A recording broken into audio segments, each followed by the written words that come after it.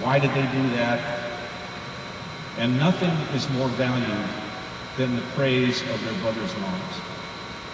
But as warriors age, as we get older, while we never forget, in fact, we build our memories, in fact, we maybe even build our lives on the memories of those days, or maybe in this case, that day, our perspective widens and deepens, and we begin to focus more and more on what we have done with the time that we have been given. And for most of us, that focus on what we have done and what we will leave behind takes the form of our family and specifically of our children. 4,000 years ago, the Greek poet laureate Homer wrote his epic Odyssey and Iliad. The Odyssey tells of the return of King Odysseus, whom the Romans called Ulysses, to his home after almost 20 years of absence. About 170 years ago, the English poet laureate Alfred Lord Tennyson wrote his version of that story. And in it there is a section where Ulysses introduces his fellow mariners, his brothers in arms, to his only son, who he hasn't seen for 20 years, who held the fort while Ulysses was in front of the walls of Troy. And Tennyson has Ulysses say this: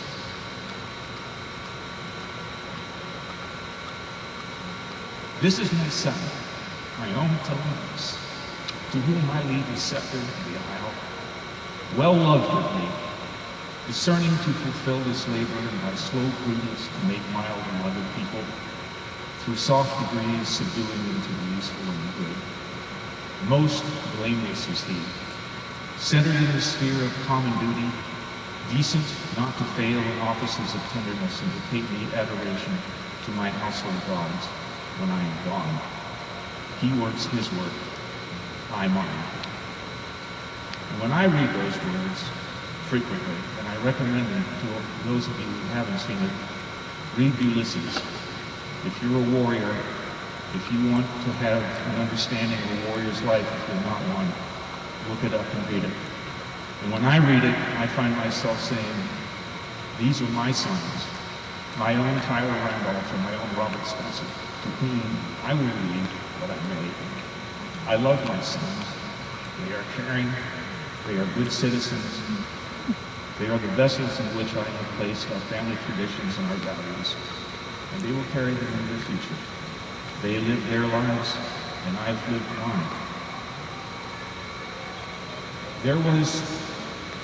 There was a specific moment on the 26th of November of 1968 when I had to leave my position on the line to refill my magazines, about 20 of them as a matter of fact, that were empty.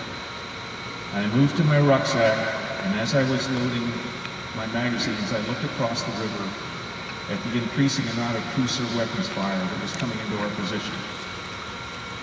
And there were three things that I knew. One was that Jim and JJ and Paul and Fred had already come in once, and we couldn't get to them, and they left. Two was that 3 of the 5 helicopters supporting us were out of the picture. And the third thing was that I knew with as much certainty as I've known before or since that I was going to die that day in that place. There was no question about it.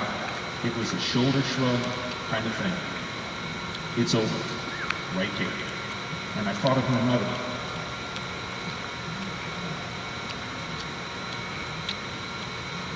There is an ancient American spiritual.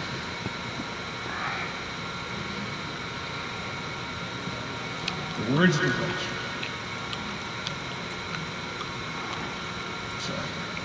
are I looked over Jordan and looked by the sea, coming forward to carry me home. Right.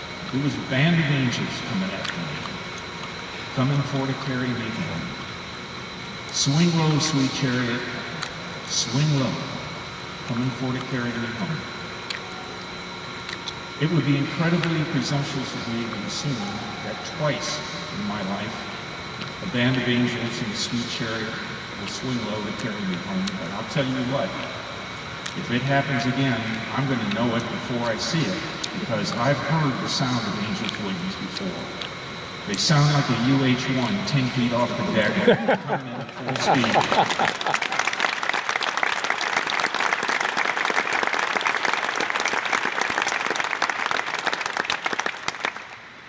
To carry me home. Home to a completed college education. Home to great work. Home to wonderful friends. Home to marriage. And home to children. 2 sons.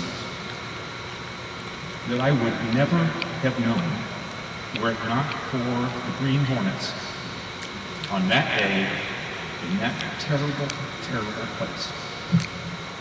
So Fred, JJ, Jim, Paul, wherever you are, man, I will never be able to adequately express to you my love and my appreciation for giving me the opportunity to dance at my son's wedding.